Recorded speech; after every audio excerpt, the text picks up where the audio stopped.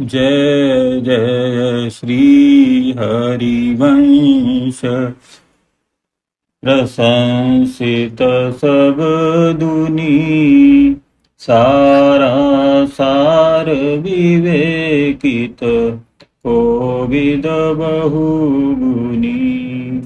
कैसे उपापी क्यों न होए श्री हरिवंश नाम जो ले। अलक लड़े तीरीज के महल खवासी दे।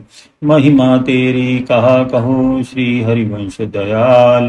तेरे द्वारे बटत हैं सहज लाडली लाल।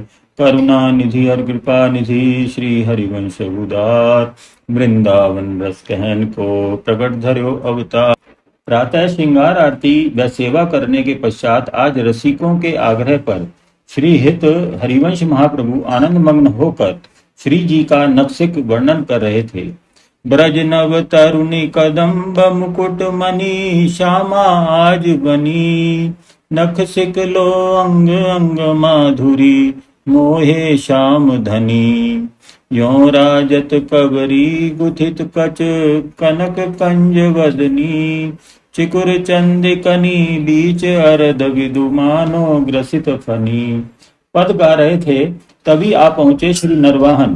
पद श्रवण करते तथा श्री राधा वल्लभ लाल में श्री स्वामिनी जी की पदावली के अनुसार ही श्रृंगार रचना का अनुभव करते हुए वे प्रेमाश्रु विमोचन कर रहे थे। पद के समापन पर वे साष्टांग प्रणत हो गए। श्री गुरु पादार बिंद में नेत्र जल से चरण प्रक्षालन करने के पश्चात वे सभी उपस्थित रसिकों की चरण धूलि मस्तक पर धारण करने लगे। सभी उनके इस आचरण से संकुचित चकित थे। वे उस बालक की भांति रुदन कर रहे थे जिसके साथ पिता ने भेदभाव करके अन्य बंधुओं को तो मिठाई दे दी हो और उस रिक्त पानी को झिटक कर भगा दिया हो। माँ का अंचल ही जिसका एकमात्र आश्रय रह गया हो। उनकी ऐसी विकलता देखकर श्री हित महाप्रभु गंभीर हो गए। क्यों नरवाहन, क्या भजन निर्विघ्न नहीं हो रहा है? क्या कोई आदि दैविक कष्ट है? तुम्हारे व्याकुल होने का क्या कारण है? प्रभु आप सर्वज्ञ हैं।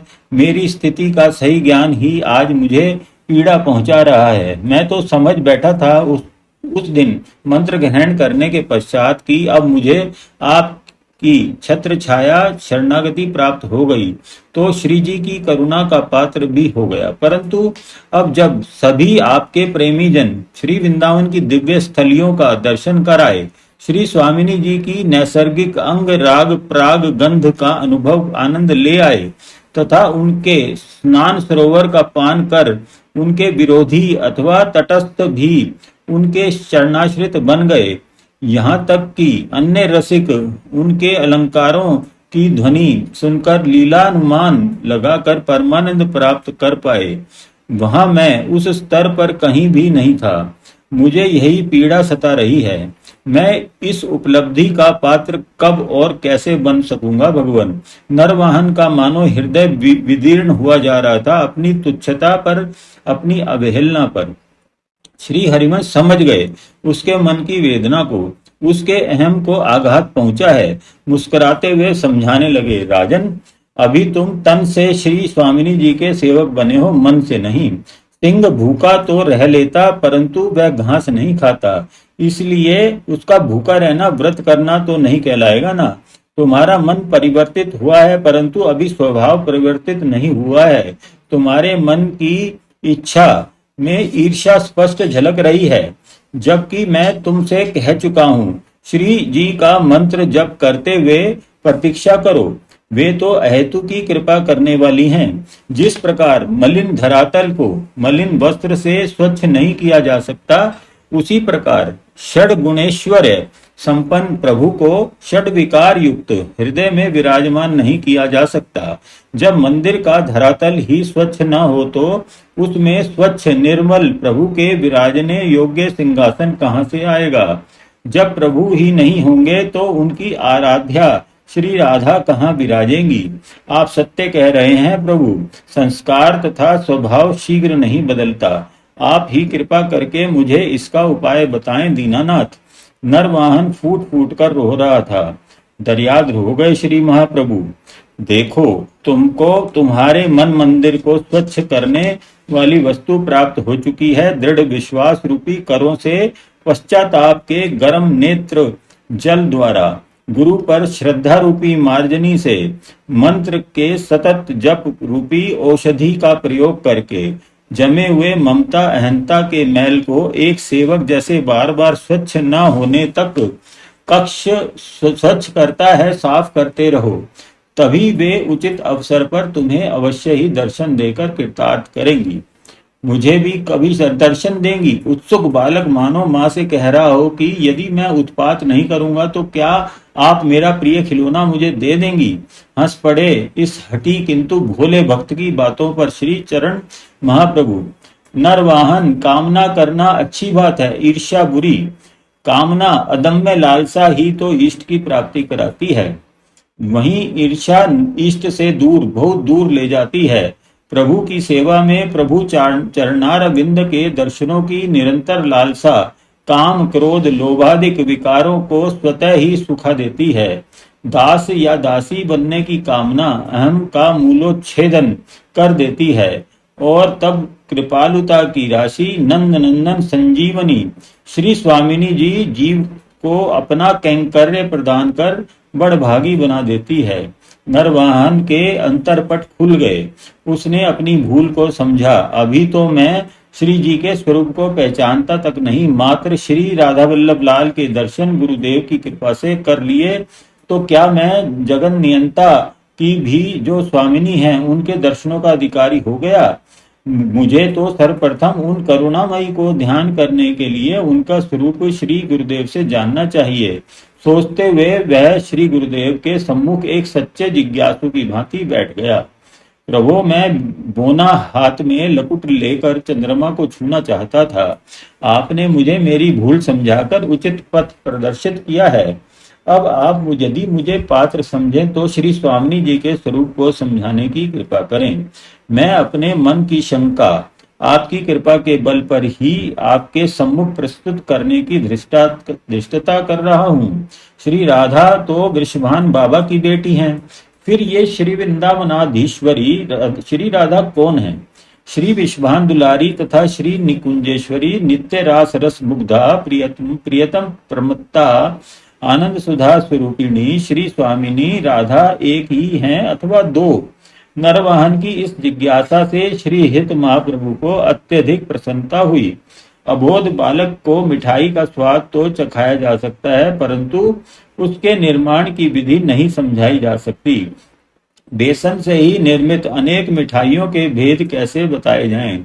अतः उसके सार गर्भित प्रश्न को समझाने का प्रयास करते हुए कहने लगे, तुम्हारी रुचि से मुझे अत्यधिक प्रसन्नता है, परंतु तुम्हारा प्रश्न अत्यंत सूक्ष्म है। श्री विश्वानु दुलारी तथा निकुंजेश्वरी तत्वतः वे दोनों एक ही हैं। जिस प्रकार तुम किसी विशेष कार्य के लिए कुछ समय कहीं अन्य स्थल पर व्यतीत करो तो क्या तुम्हारा पद या नाम कुछ और हो जाएगा, या तुम वहां रहते हुए भी अपने स्वधाम को विस्मृत कर सकोगे? नहीं है, नहीं ना। ठीक उसी प्रकार ये निकुंजेश्वरी श्री राधा तथा लाल जी का नित्य चिन्मय स्वधाम है। सांसारिक प्राणियों को सुख देने के लिए एक अवधि विशेष में वे अवतीर्ण होकर अद्वैय युगल से द्वैय स्वरूप में नंद बाबा के यहाँ श्री कृष्ण स्वरूप में तथा श्री विश्वान बाबा के श्री राधा रूप में ही लीला करती रहीं। ये उस समय सबको सुख देने के लिए उन्होंने अपने ऐश्वर्य छिपा लिया था।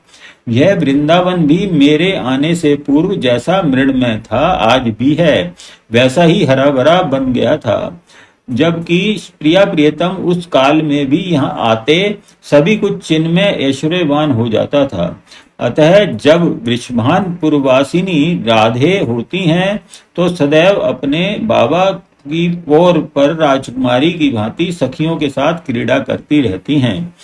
किंतु नित्य धाम में आज भी नित्य क्रीड़ा प्रमत्ता सखी सहचरी संयुक्ता निभृत निकुंज निवासिनी श्री राधे सदैव किशोर स्वरूप में प्रियतम के साथ विमुग्धावस्था में विराजमान रहती हैं। संपूर्ण अवतारों की मूल है यह जोड़ी। यहाँ उनका नित्य नवीन अनुराग है। प्रियतम उनकी रूप छटा का प्रतिपल अतृप्त भाव से पान करते रहते हैं। वस्तुतः तो लाल जी तथा श्री स्वामिनी जी एक ही हैं, परंतु अपनी सहचरियों को सुख देने तथा लीला करने के लिए भिन्न स्वरूपों में अवस्थित हो जाते हैं, जैसे जल तथा ओला तत्वतः एक परंतु नाम तथा स्वरूप दो। इनके इस अद्वय युगल स्वरूप का ध्यान ही श्री स्वामिनी जी का ध्यान है। उनको शब्दों में व्याख्यायित नहीं किया जा सकता।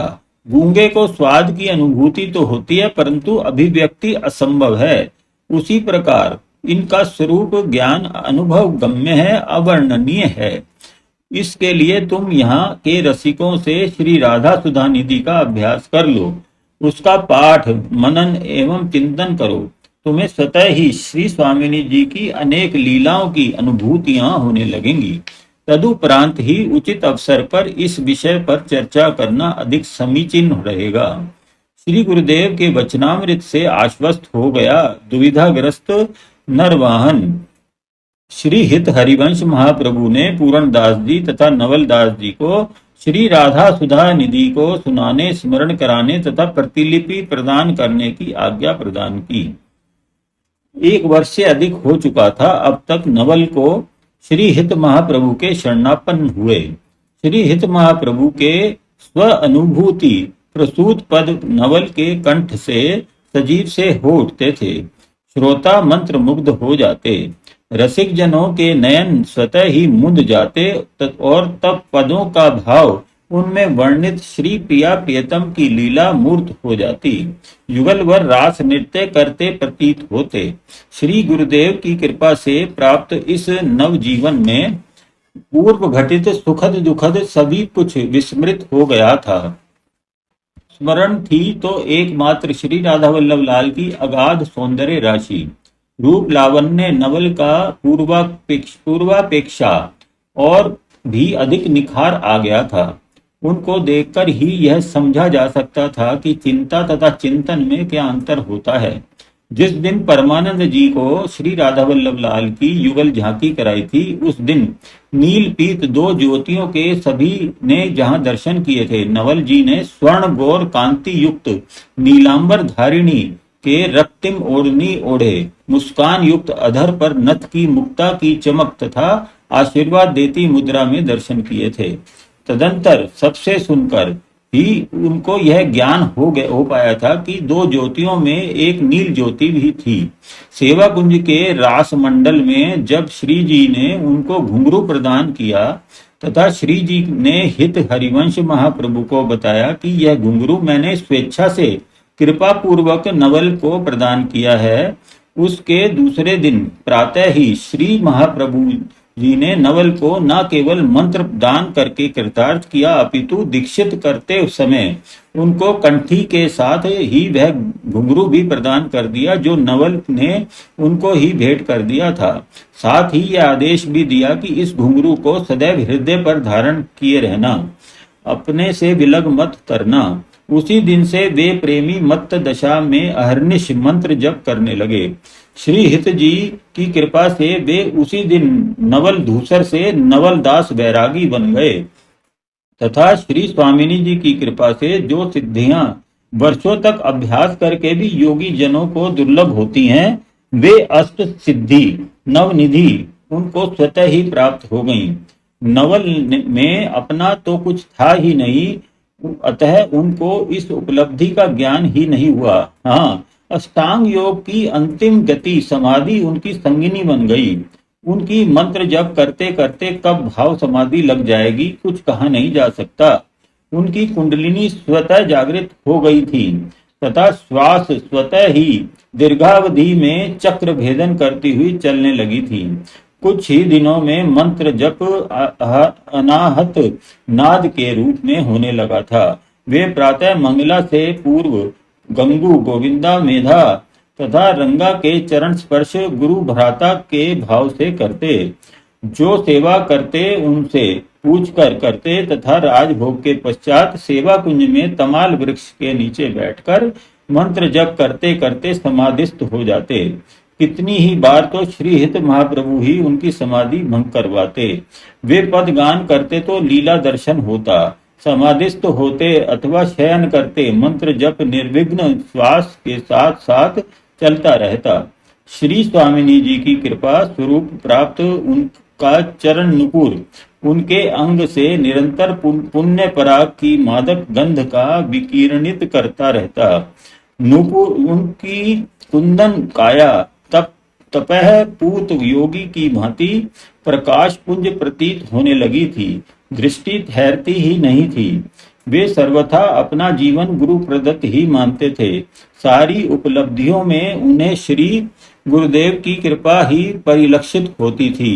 वे पूर्णतः नवीन डगर के राही बन चुके थे। इधर मन में शत्रुता संजोए राज्य लोलुप शेर खां, जिसने रिवाड़ी के कुछ जांबाजों को साथ लेकर बैरम खां को शिकस्त दी थी, सैन्य संगठित करता हुआ हुमायूं से दूर हुमायूं के ही राज्यांतर्गत बंगाल बिहार पर चढ़ाई करके प्रतिशोध लेने की तैयारी कर रहा था। संवत 1592 में उसने बंगाल पर आक्रमण कर दिया। हुमायूं को जब यह ज्ञात हुआ तो क्रोध से उत्तेजित होकर दहाड़ उठा। अब की बार इस शेर खां तथा उसके साथी संगियों को सदा के लिए रणांगण में सुलाकर निश्चिंत होना है।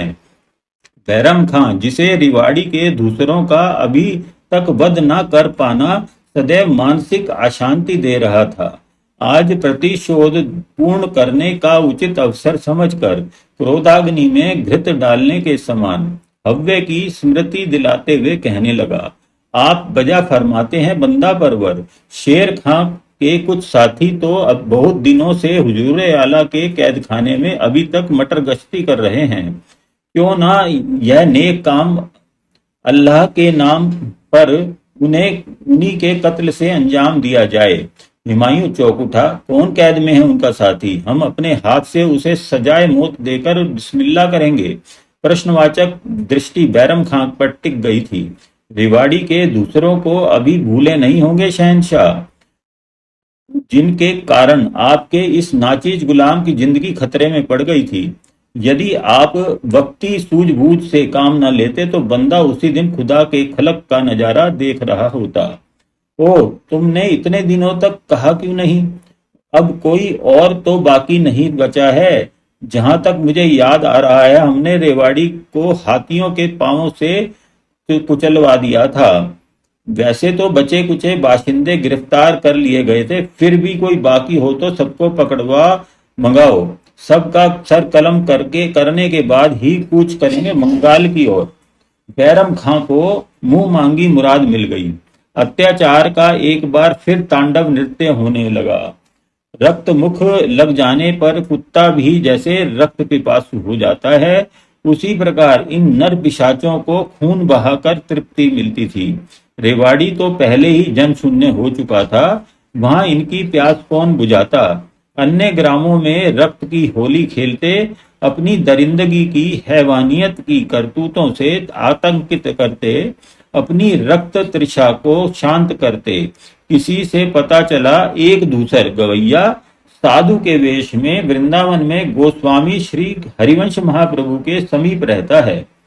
वृंदावन राजा नरवाहन की सीमा में बिना राजाज्ञा के घुसना या उत्पात करने का साहस इन सैनिकों में भी नहीं था।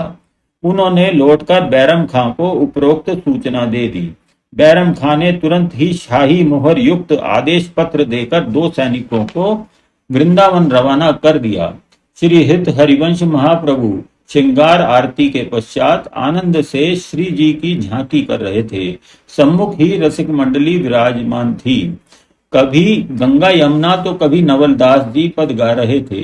कभी कभी एक ही पंक्ति को गंगा यमुना व बैरागी जी अलग अलग अलाप लेकर संगीत के स्वरों से प्रभु को रिझा रहे थे। भावमग्न श्री हिताचार्य महाप्रभु भी कभी कभी पद की पंक्ति को दोहरा रहे थे। उस समय ऐसा प्रतीत होता जैसे अनेक कंठ वायु वाद्यों के मध्य पुरानी मुरली की मधुर तान छिड़ गई हो। उस समय उनका भक्ति भाव समन्वित स्वर सभी को मंत्र मुग्ध कर रस समुद्र में अवगाहन करा देता था। ऐसे ही आनंद पूर्ण वातावरण में विक्षेप डाला उन दोनों घुड़सवारों ने जो नवलदास जी को पकड़ने की का आज्ञा पत्र लेके आए थे। यहाँ पर रेवाड़ी के जो धूसर हैं उनको शहनशाहे हिंद बादशाह सलामत ने याद फरमाया है। आज्ञा पत्र आदर पूर्वक श्री हित महाप्रभु के सम्मुख रख दिया।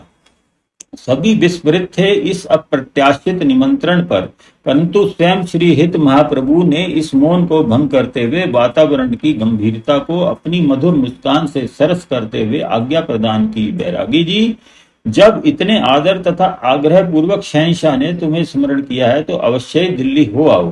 हो सकता है तुम्हारे कंठ से पद सुनकर उसके पाषाण हृदय में भी प्रेम का स्रोत फूट निकले। ना जाने यह आज्ञा थी अथवा श्री हित महाप्रभु जी का नवलदास जी को दिशा निर्देश। बैरागी जी श्री गुरुदेव की आज्ञा शिरोधार्य कर तुरंत तैयार हो गए चलने के लिए। वैसे भी शोक संताप एवं हर्ष सभी से विरत बैरागी जी भय मुक्त हो चुके थे। उनके लिए तो श्री गुरु आज्ञा ही सर्वोपरि थी। तुरंत चल पड़े श्री गुरुदेव को साष्टांग प्रणाम कर उन दूतों के साथ जो धोखे से इनको ले जाने आए थे।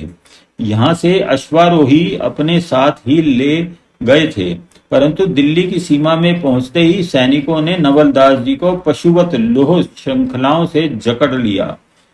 संध्या हो चुकी थी, अतः इनको इसी रूप में बंदी गृह में डाल दिया गया। बैरम खान ने सुना तो उसके हर्ष का ठिकाना न रहा। दूसरे दिन शहनशाह हिंद का मुगलिया शानो शौकत का शाही दरबार लगा हुआ था।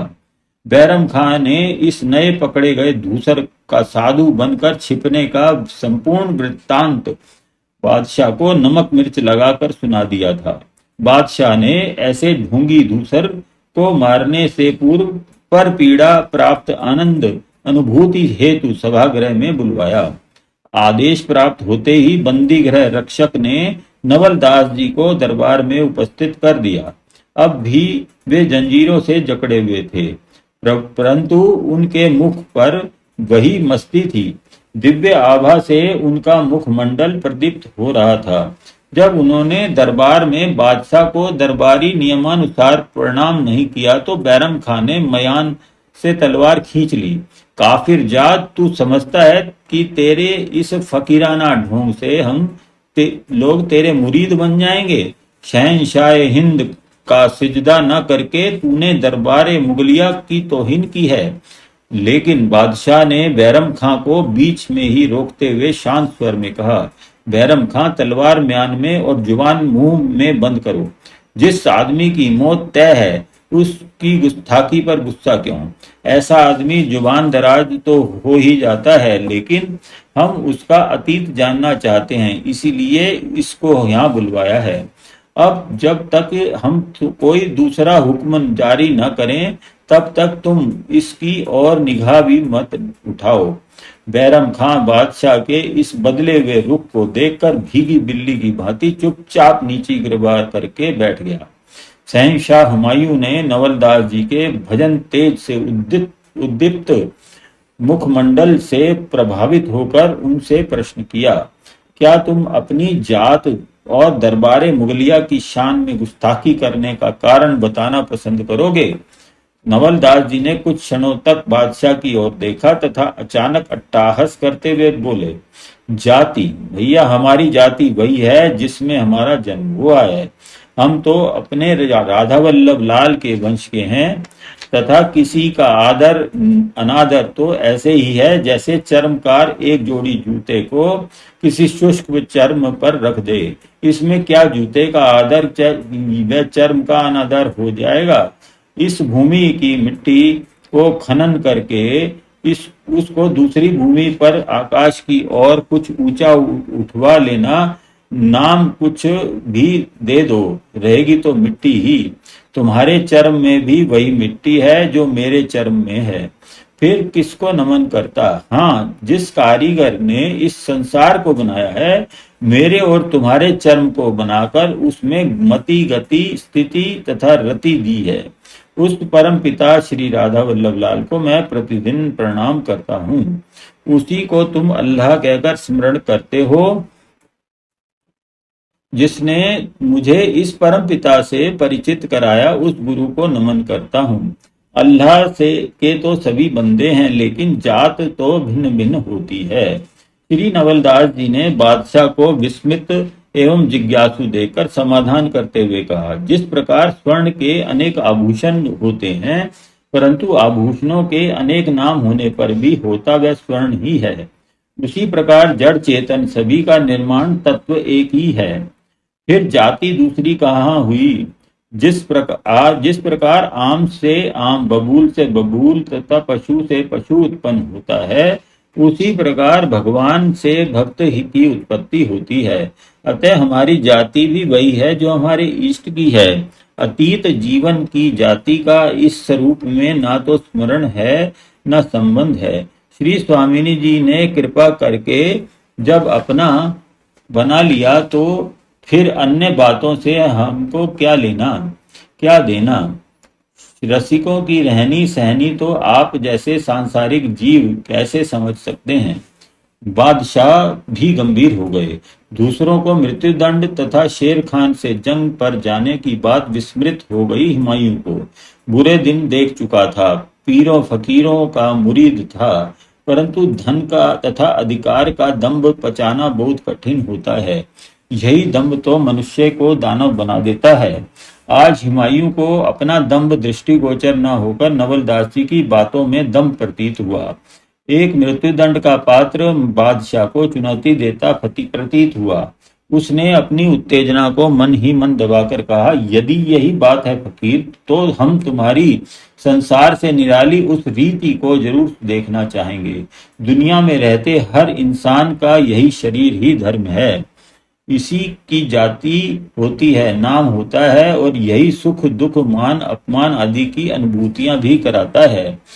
किंतु तुम इस सबसे अलहदा जो एकदम नई तकरीर कर रहे हो, तुम्हें इसका प्रमाण देना होगा। जब तक प्रमाण नहीं दोगे, तुम इसी तरह कैद खाने में जंजीरों से जकड़े पकड़े रहोगे। दरोगा ए जंदान, हुमायूं का स्वर गूंज उठा। संकेत प्राप्त था बंदी गृह के अधिकारी को। वह आगे बढ़ा, उन्मुक्त हाथ से बिखर गया श्री नवलदास जी के मुख पर।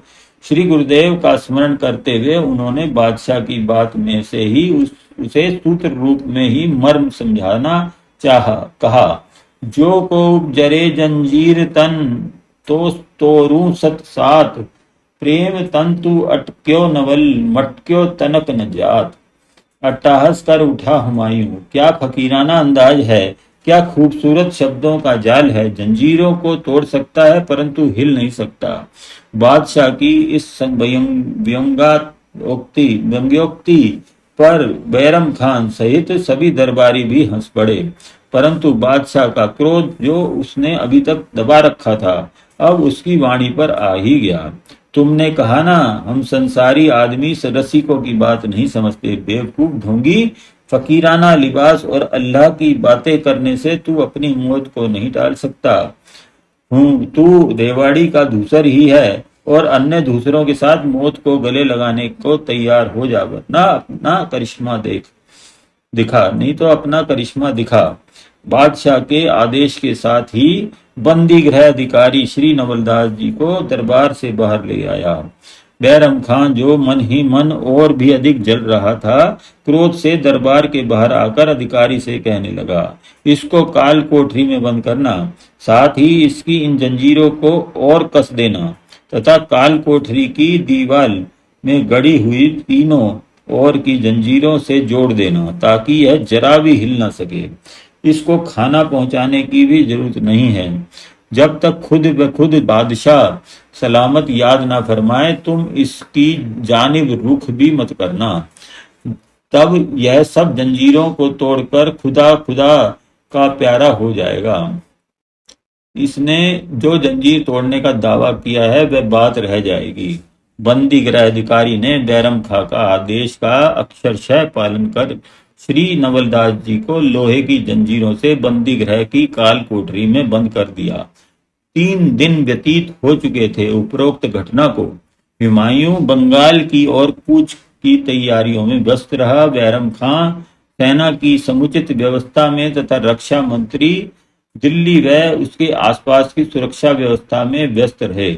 आज जब प्रस्थान का विषय प्रस्तुत हुआ तब हुमायूं को प्रस्थान से पूर्व अपने विशिष्ट कैदी की स्मृति हो आई।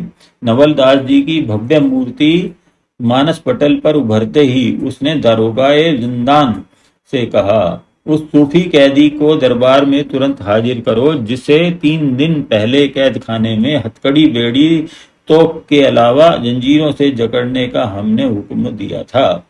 बंदी गृह अधिकारी सैनिकों सहित तुरंत आदेश पालन हेतु काल कोठरी की ओर गए, किंतु वहां जो कुछ देखा उससे उनके दांतों तले पसीना आ गया। अपनी जान की खैर मनाते हुए भागकर बादशाह सलामत के निकट दरबार में आए और जो देखा वह विस्तार सहित परंतु अटक अटक कर वर्णन कर दिया। बंदी गृह अधिकारी तो अपने जीवन की आशा ही छोड़ चुका था, किंतु बादशाह चीख पड़े, क्या क्या तुम सच कह रहे हो? ऐसा हैरत अंगेज कारनामा तो हम खुद अपनी आंखों से देखना चाहेंगे। दरोगाए जिंदान। बादशाह का विस्मयपूर्ण चिंतन तथा अब यह हुक्म सुनकर दारोगा को एक बार तो अपनी तात्कालिक मृत्यु टलती ही दिखाई दी। बादशाह सलामत खुद मुआयना करके इस मुअम्मा की तहकीकात करने आ रहे हैं। शाही शानो शौकत के साथ हुमायूं कैद खाने में अपने विश्वस्त दरबारियों तथा बैरम खां के साथ कुछ समय में ही उस कोठरी के समीप जा पहुंचे जहां पर नवलदास जी को कैद किया गया था। विशाल बंदी गृह की भयावनी दीवारों के मध्य एक ऐसी कोठरी जिसमें एक रोशनदान तक नहीं था। कैदी को यदि उसकी दीवारों में सटे मोटे कुंडों से लटके सिक्कड़ों लोहे की हाथी बांधने वाली मोटी जंजीर से बांध दिया जाए तो उसमें कैदी सीधा खड़ा भी नहीं हो सकता। लेटने या सोने का तो प्रश्न ही नहीं होता। मृत्युदंड प्राप्त कैदियों का यातना गृह था अथवा मृत्यु से पूर्व मृत्यु की विभीषिका का दर्शन स्थल। इसी में उन मोटे सिक्कड़ों से श्री नवलदास जी को जंजीरों से बंधे हुए ही पुनः बांध दिया गया था। सभी कुछ यथावत गांठ ताला सहित उपस्थित था। उनमें कोई परिवर्तन नहीं हुआ था। देखकर यही प्रतीत होता था मानो कोई जीवित व्यक्ति नहीं अपितु कोई आसेव बंद किया गया था जो हवा बनकर गायब हो गया।